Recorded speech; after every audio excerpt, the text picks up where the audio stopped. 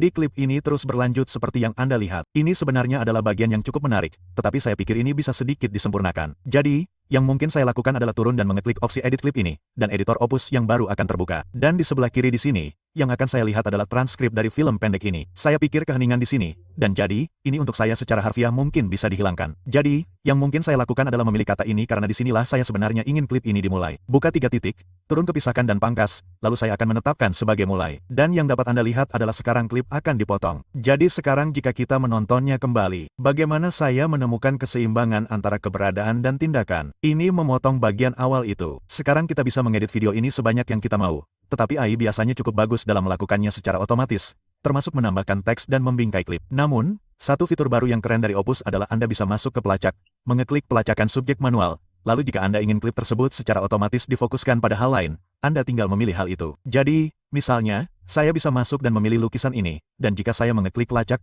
video akan difokuskan pada lukisan ini. Jadi, pada dasarnya, jika AI salah, Anda bisa masuk ke sini dan memberitahu, "Hey, saya ingin Anda fokus pada bagian video ini, bukan bagian video ini." Jelas, saya tidak ingin video ini difokuskan pada lukisan, jadi saya akan mencentangnya. Namun, ini fitur baru yang cukup keren. Dan sekarang, ada banyak hal yang bisa saya lakukan pada klip ini. Ada banyak fitur AI. Saya dapat menyesuaikan gaya teks yang saya inginkan. Saya dapat menambahkan teks ke video. Saya dapat menambahkan AI hook ke video. Saya dapat mengunggah rekaman saya sendiri dan menambahkannya ke video. Saya dapat menambahkan B-roll secara otomatis. Namun, saya cukup menyukainya apa adanya, polos, sederhana, dibingkai di wajahnya dengan teks yang muncul karena sekarang, tentu saja, beberapa orang berkata, ya. Jadi, yang akan saya lakukan adalah menekan tombol simpan.